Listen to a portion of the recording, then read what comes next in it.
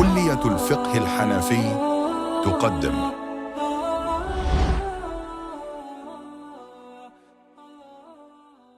بسم الله الرحمن الرحيم. نحمده ونصلي ونسلم على رسوله الكريم. أما بعد. Hope everyone's doing well. So, welcome to lesson 6 of our second module, in which we are, second semester, in which we are taking a bit more of a deeper dive into various aspects related to fiqh. We've got the basic entry into the Shafi'i madhab and then the Hanbali madhab left, and then what we're going to do is we're going to take a deep dive into some of the methods in which the Hanafis had argued their case, which is known as Dala'ilul Madhab.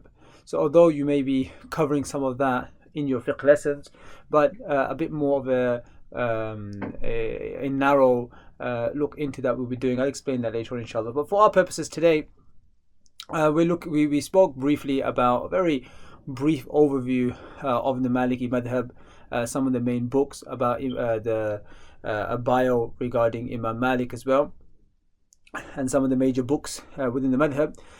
What we look at, and the Maliki Madhab in comparison in terms of its engagement with the Hanafi Madhab has been quite restrictive.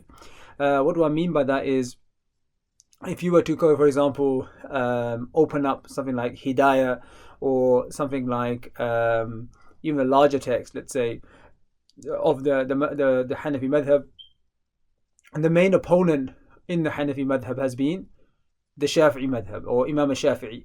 And if you look at a lot of the Shafi'i texts, the main opponent that they've taken up is Imam Abu Hanifa. So for example, one of the famous books in the Shafi'i Madhab, the Khilafiyat of Imam Bayhaqi. The Khilafiyat is not between Imam Shafi'i and Imam Malik, not because there's no differences, but the main opposition to the Shafi'i Madhab was the Hanafi Madhab. So Imam Abu Hanifa plays a major role in the Shafi'i Madhab, as does Imam al-Shafi'i and the Madhab play a major role in the Hanafi books, because that's the kind of the main opponent. And second to that is Imam Malik, right? Imam Malik, and then a very far distant third would be Imam Ahmed, who rarely comes up, and we'll explain the reasoning for that as well when we get to our little introduction to the Hanbali madhab. Right, now starting off with just a brief overview of the life of Imam al-Shafi'i.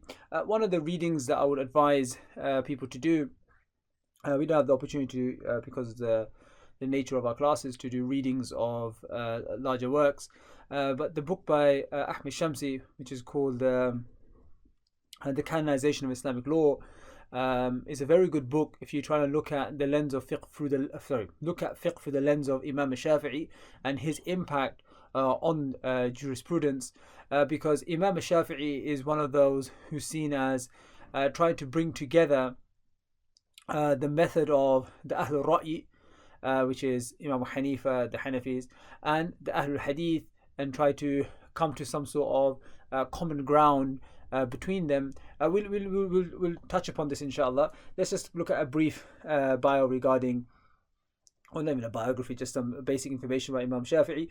His name, Imam Abu Abdullah Muhammad ibn Idris ibn Abbas ibn Uthman ibn Shafi' ibn Sa'ib ibn Ubaid ibn Abd Yazid ibn Yazid ibn Hashim ibn Muttalib ibn Abd al-Manaf ibn Qusay al-Qurashi al-Muttalibi, from it's not Muttalibi, right? Muttalibi al-Shafi'i al-Hijazi al-Makki ibn Ammi Rasulullah sallallahu alaihi wasallam. So he was a Qurashi, and out of the four Imams, he's the only one that is al-Qurashi. And this is why sometimes they refer to Imam from the Manaqib of Imam Shafi'i. They say Al-A'immatu min Quraysh, the Imams are from Quraysh. Of course, that narration Al-A'immatu min Quraysh is talking about Al-Imamatu al-Udhma, the major imama, even though there is a later difference amongst the ulama whether that's a Shartul Kamal or Shartul Sihha, meaning the Imam being Qurashi. Is that a condition for the validity of the imama, or is it merely a condition which is for the ideal imama? That's a secondary debate. But whatever the case, he was a Qurashi, and he says it was Qurashi bi ijma'i ahli al-naql wa tarikh. a Qurashi by consensus. Sheikh Saif al-Asri is mentioning this because there have been some, baseless positions to suggest, to question the Qurashi nature of Imam Shafi'i or the Qurashi nasab, and he's kind of dismissing that, saying that the ijma' of Ahlul Naql wa Tarikh have suggested this. This is I'm gonna, because I said I'm gonna try to link stuff back to the Hanafi madhab as much as possible, or at least discussions with the Hanafi madhab. On this point, just to add this in, inshallah, for general fa'idah, is that Imam Zahid al-Kawthari, rahimahullah, the famous Hanafi scholar of the last century, who was known for his, very adamant defense of the Hanafi madhab, he is accused of questioning the Qurashi nasab of Imam Shafi'i, and attacked because of that. And the reality is, and at least from my reading, and I think it's the general point is quite powerful. What's the general point? Is that Imam Abu Hanifa was attacked, right? Was attacked by a number of ulama, muhaddithin, for a range of issues which were deemed as being unjustified. And he was praised by a significant level of scholars, and his madhab itself stood the test of time.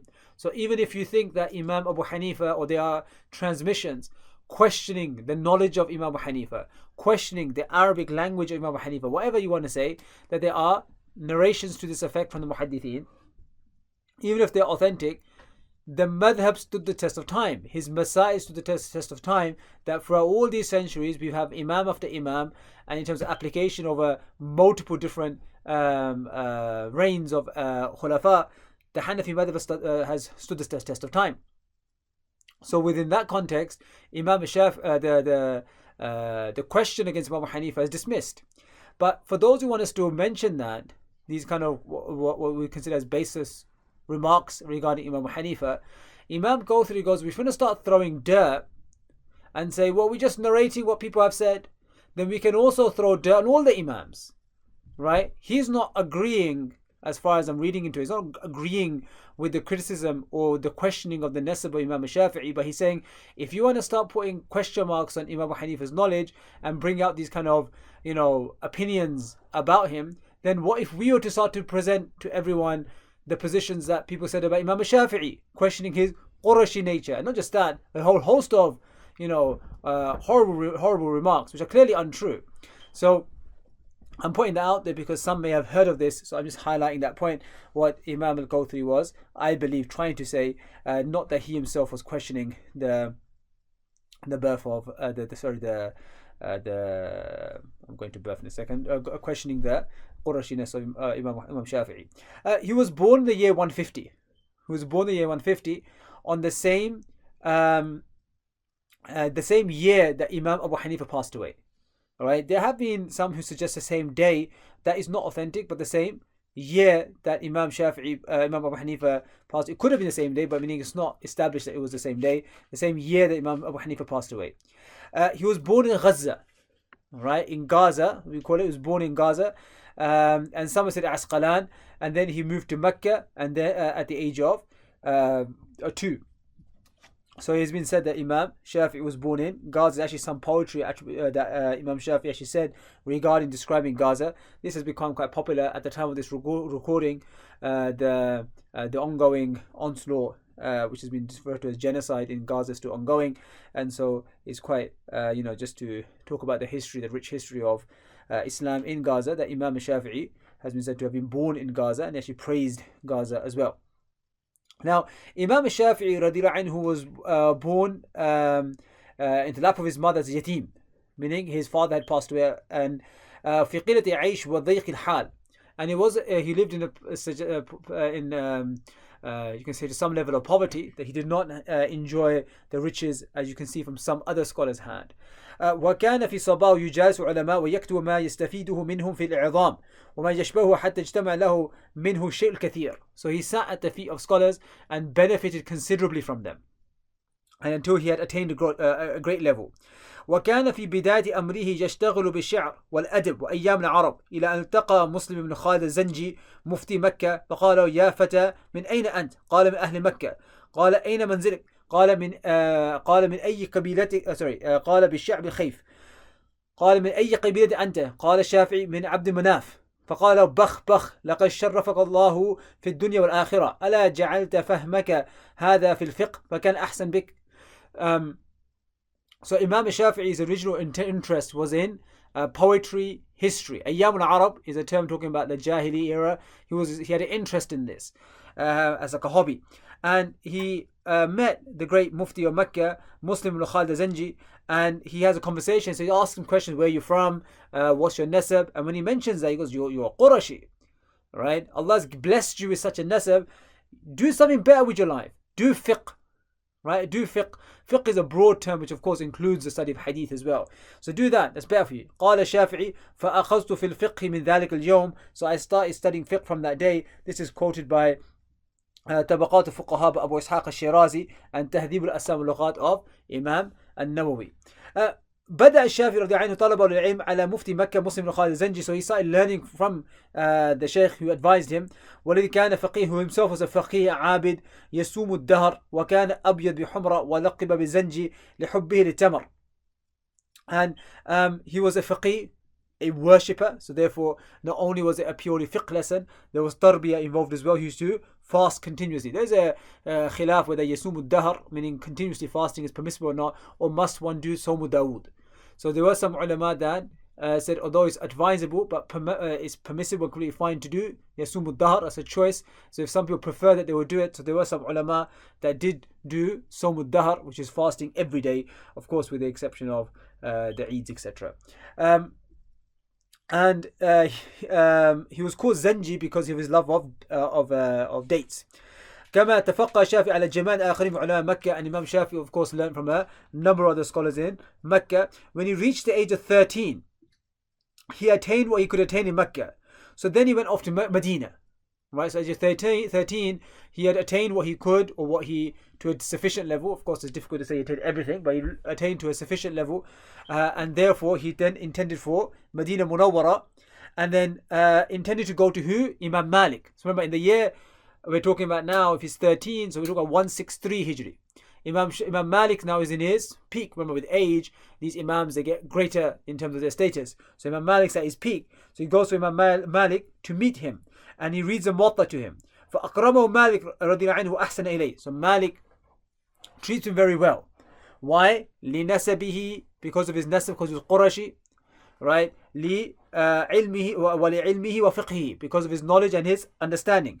وعقله وأدبه وأفاد الشافعي من ملازمة له شيء الكثير. And Imam Shafi benefited greatly from Imam Malik. And then he goes off to Iraq.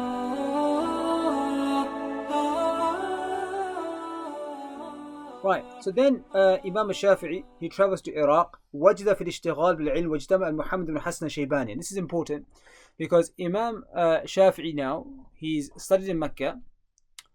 Then he's gone to Medina and he studies with Imam Malik. Now Imam Malik, he learns the Muwatta. So you've got the fiqh of Mecca, then you've got the fiqh of Medina. And then when he studies in Medina, now he goes off to Iraq and he's meeting the main person in Iraq at that time is Imam Muhammad, right, the great student of Imam Abu Hanifa. So you get Imam Malik with the Imam of the Madhab, if you like, and Imam Muhammad, who is the Imam at that time of the Madhab of Abu Hanifa. And he learns from Imam Muhammad. There is a interesting debate here, that what was the relationship like between Imam Muhammad and Imam Shafi'i. What I mean by this is, would you consider Imam Shafi'i being a student, a tilmid of Imam Muhammad, or a contemporary of Imam Muhammad? So what do I mean by this is that when you look at Imam Shafi'i with Imam Malik, when he goes to Imam Malik, he's as a student. He learns from him. But when he goes to Imam Muhammad, he benefits, but there is a munadhara taking place. They are debating each other. Friendly in terms of how debates can be friendly. So they're not like, speaking ill of each other. But there is a debate taking place between the two. So some scholars refuse to kind of refer to his relationship as a teacher-student. Imam al-Kawthari again does say that it is a teacher-student relationship. He argues for that. But there is probably the truth probably lies in somewhere in between, the sense that Imam Shafi'i was a junior to Imam Muhammad. So therefore, although he did debate with him, there was a some form of hierarchy between that, but a lot of the relationship was of debate. And sometimes we also have students in which we engage with, but they technically still may be students. Allah knows best. It's just sometimes a technicality. Whatever the case is, he did benefit from Imam Muhammad, and he also did debate him as well. وَالنَّشَ عِلْمِ الْحَدِيثِ وَالنَّصْرَ مَذْهَبَ أَهْلِهِ فَشَاعَ ذِكْرُهُ وَكَثُرَ فَضْلُهُ حَتَّى سُمِّيَ فِي بَغْدَادِ بِالنَّاصِرِ الْحَدِيثِ. And this is an important point that I was trying to allude to before, of why you get Imam Shafi'i with such fame, is that the general narrative goes, which I do think the general narrative is correct, is that the scholars of Ra'i, as we call them, right, the madhab of Kufa, Iraq, the Imam Abu Hanifa and his students, they were kind of mastering the art of fiqh in terms of how you take a mas'ala and then you have to show consistency throughout. And the scholars of hadith at that time, they were lacking this. What I mean by lacking this is that they will give an answer to a question, and then when they were asked, saying, well, okay, if that's your answer here, how do you explain this phenomena? And they will get stuck. So the Ahlul Ra'i, and this is actually made quite clearly by Imam Ahmed, etc., saying that the Ahlul Ra'i were kind of playing around with the scholars of hadith, until Imam Shafi'i comes along, and then Imam Shafi'i tries to provide a similar process, but in terms of defending the Ahlul Hadith, if you like. So he goes and learns from Imam Muhammad and tries to use the similar methods to try to respond to Imam Muhammad ibn Hassan, the Hanafi madhab, and defend the scholars of Hadith.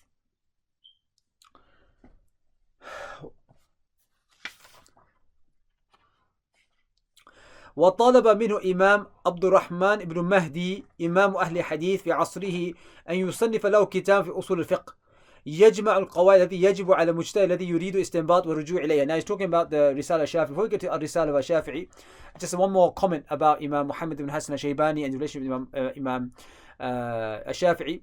When we start looking into the books of Dala'il al-Madhab, one of the books that we're going to look at, which I've mentioned in the first semester, is Al-Hujja ala Ahl al-Madina. Right? Al-Hujja ala Ahl al-Madina, in which Imam Muhammad, he takes the scholars of Medina, predominantly the Malikis, to task for some of the Masail. Imam Shafi'i, of course, doesn't agree with the Malikis, and this is a point at the end of his life where one of the reasons given to the passing away of Imam of him, one of the multiple reasons that have been given why he passed away, one is his opposition to the Malikis and the Maliki reaction to him. But whatever the case, he doesn't agree with Imam Malik, but on many cases he believes that Imam Muhammad or the Hanafi position is incorrect. So what does he do? He takes a part of Al-Hujja ala Al-Madina and he writes a response to it. Right? He writes a response to it.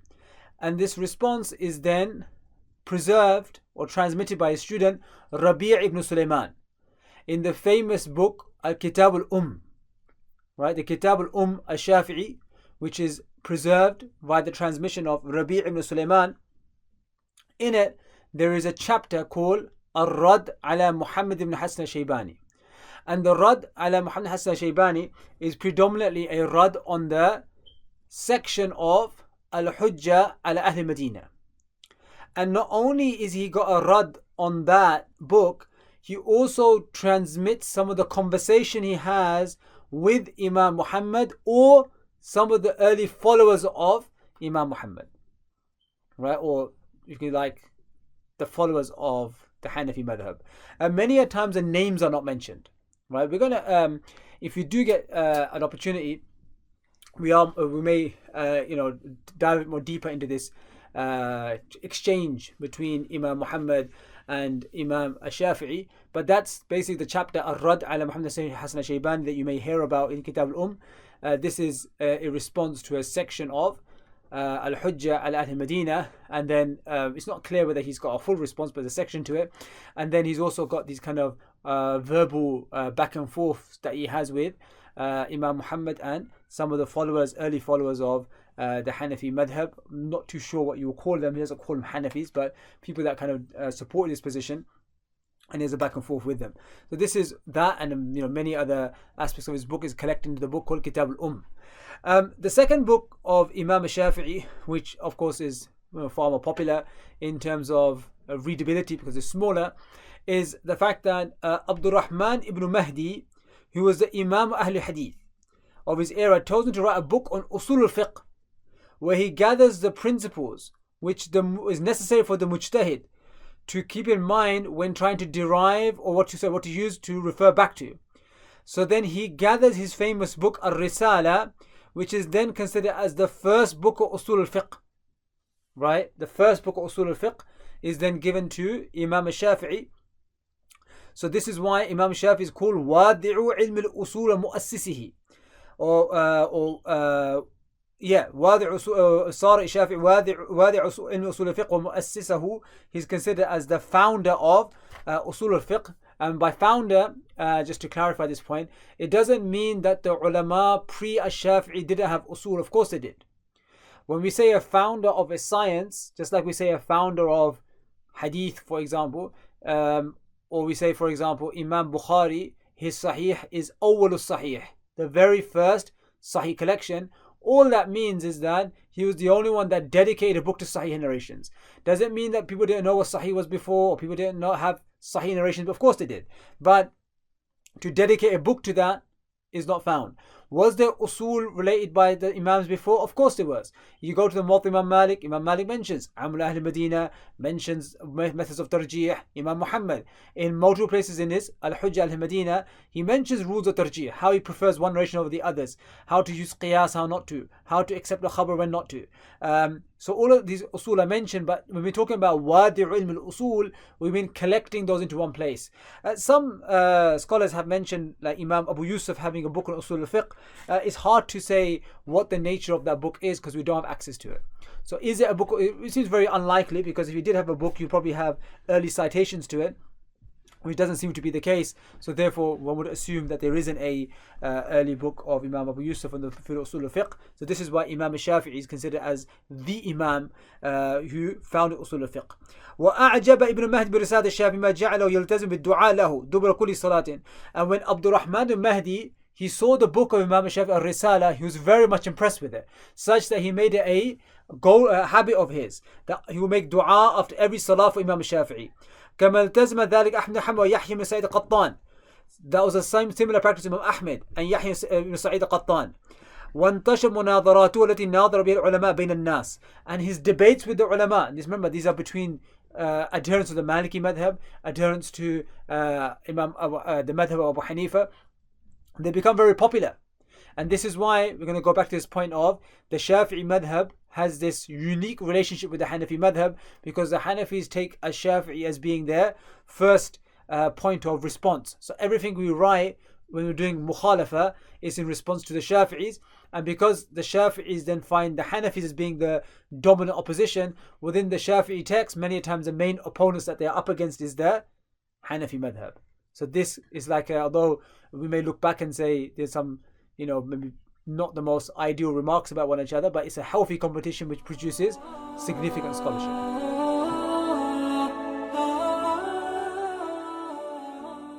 So that kind of a brief intro into the books of the two famous books of Imam Shafi'i, the Kitab al-Risala and the Kitab al-Umm, and especially the Risala, he takes the world by storm.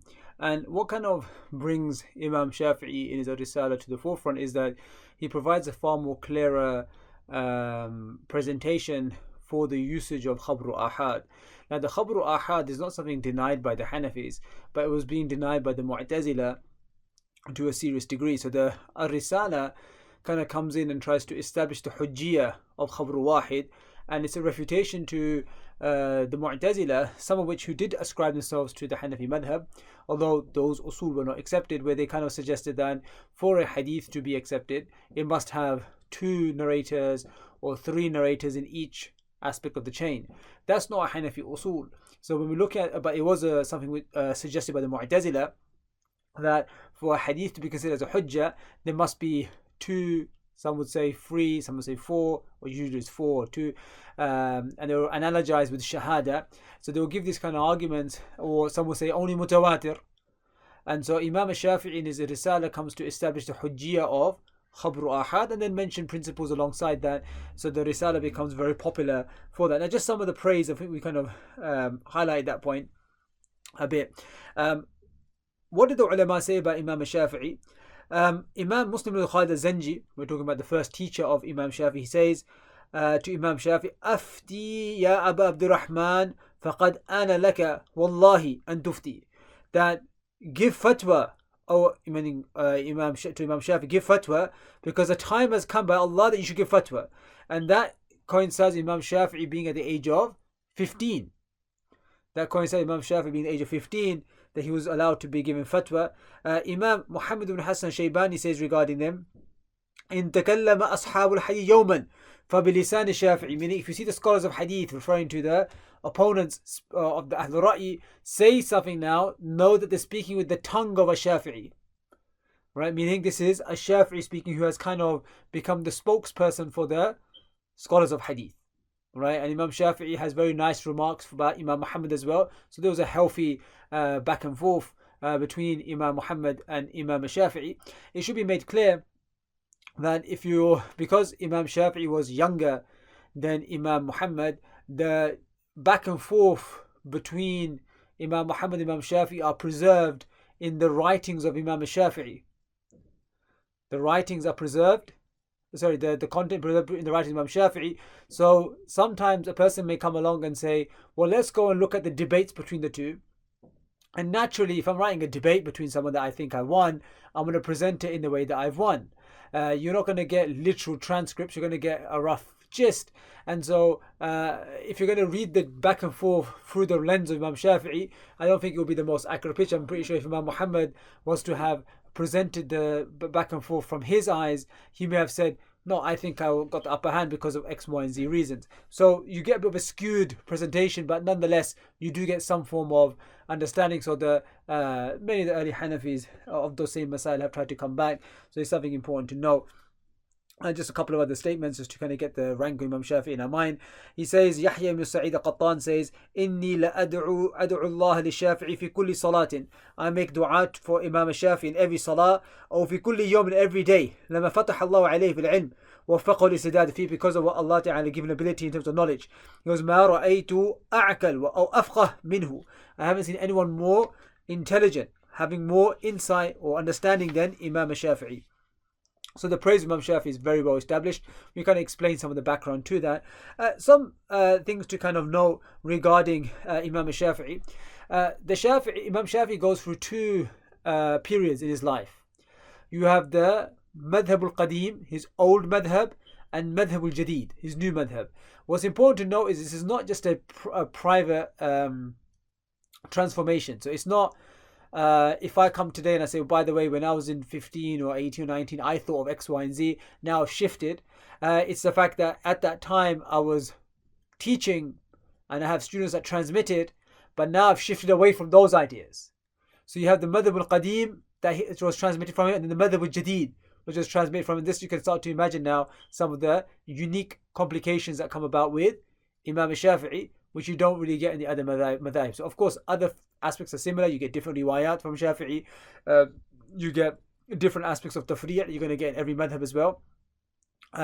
You got different ta'lilat you're going to get as well from as you get other madhab. But this madhab al-Jadid and madhab al-Qadim is quite a unique feature. So his madhab al-Qadim is old madhab, right?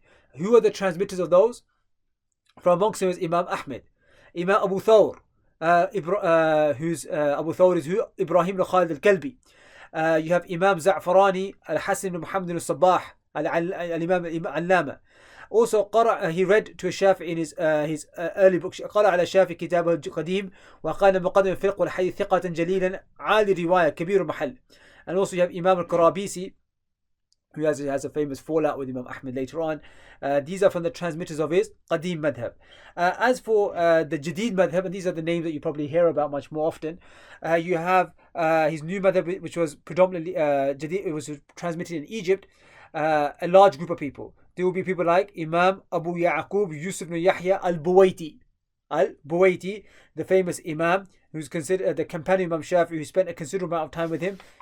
From him, you have various people that transmit from him, from Buwaiti.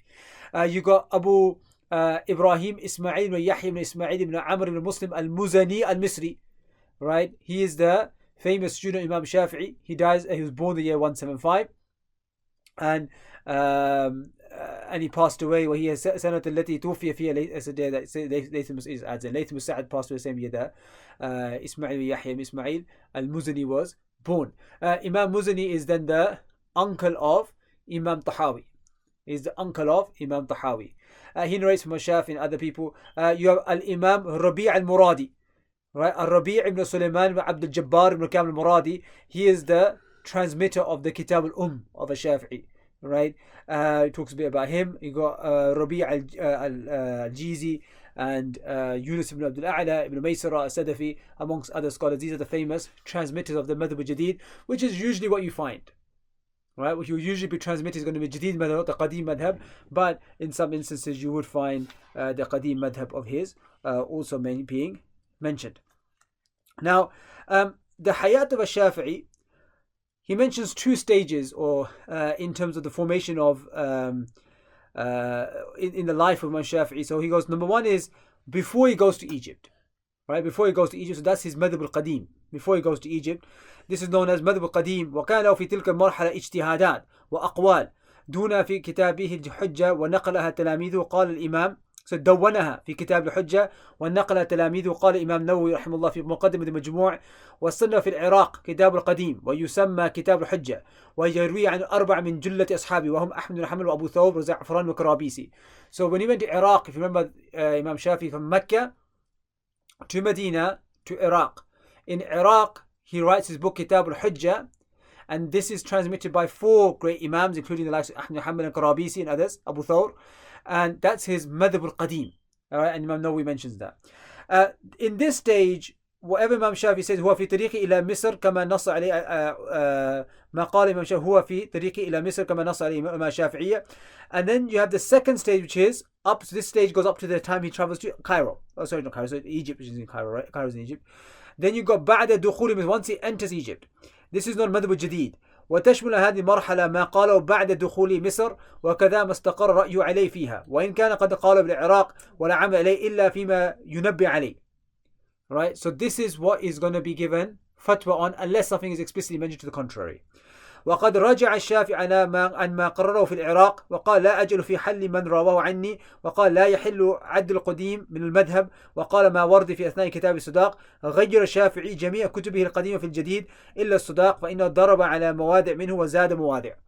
So he goes, in all the places Imam Shafi has shifted radically except for the chapter of Sudaq where he just made slight amendments. So meaning there seems to be a radical shift from that. وإذا كان في مسألة قولان قديم وجديد فالجديد هو المعمول به. That's quite rational. If there are two positions in the madhab, then between qadim and jadid, then jadid will be given preference. So majority of what you're going to get is going to be jadid.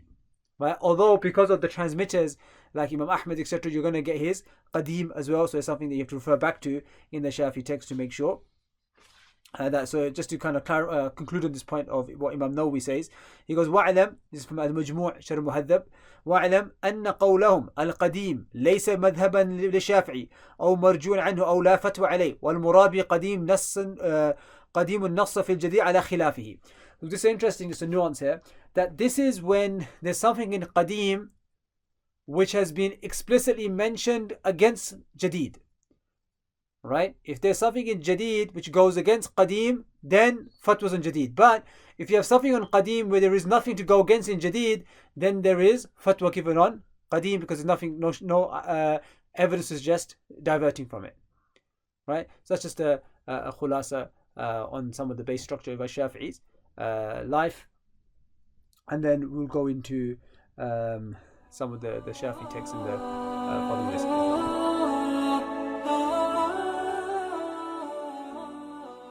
With that, of course, it's a very brief just overview into the life of Shafi'i, and that's all we're doing. We're doing just very brief touches so we can take something away. So at least as Hanafis, we can understand what the idea of Qadim and Jadid is. We still gonna just take a bit more up of our following session, and then we're gonna go to Life of Imam Ahmed. As well as just we've got a few more points to highlight some of the major figures in the Shafi'i madhab. We're going to try to focus a bit on some of the in the following lesson, inshallah, on some of the points in relation to the Hanafi madhab. So some of the books of famous khilaf like Al-Bayhaqi and his contribution and why that's quite relevant. We're going to come back to some of these points as well. So especially within the Maliki madhab, we're going to look at the books of Maliki, Shafi and Hanbali madhab. We're going to look at certain case studies of how we can actually benefit from some of these books and how many of the Hanafis scholars did benefit. So we looked, for example, already at the books such as Mukhtasar Khalil. Well, not looked at it already, but we mentioned it. We know that this is the general book that fatwa is given on. So if you want to look at a primary source to refer back to see, okay, what is the madhab based upon, we can say, well, Mukhtasar Khalil is one of the books to refer back to. There is, of course, istilahat in the Shafi madhab, the Maliki madhab, but for a general gist, you get the general idea within Mukhtasar Khalil and its commentaries. In the Shafi'i madhab, you have multiple imams, and then we eventually get to Rafi'i and Nawawi. We'll speak about what the Shafi'i say about Rafi'i and Nawawi and how we get to them. But just for our purposes, there are some books that are useful nonetheless in terms of a Dalail perspective, for Dalail reasons. So one of the things that I would just like to mention here, because I'm just going to concluding, no point in starting that, just concluding this a few remarks here, is that and I'll detail it a bit more later in some other sessions, is that when you're looking at Dalail, you've of course got your madhab, and you look at the books of your madhab. But remember, most of the time, just a general fa'idah I'm adding here so you guys can take away, is that most of the times, if there is a benefit in the Hanafi madhab, if there's a mas'ala in the Hanafi madhab, there's usually going to be across the madhab someone else who takes it. Not all the time, but usually. Right? So if you're talking about Tarq al-Rafi Yadayn, for example, not doing Rafi Yadayn, it could be something to do with nikah, it could be something to do with, multiple masail, in which the other madhab may take it. If you're aware of some of the famous books of khilaf and dalail of the other madhabs, all you can do sometimes if you don't find satisfactory within the Hanafi text for whatever reason, you can open up Ibn Abdul Barz, for example, At-Tamheed. I'll give you an example. If you're interested in the mas'ala of is qadha salah necessary for the one who misses it intentionally, Ibn Abdul Barr has an excellent discussion at Tamheed.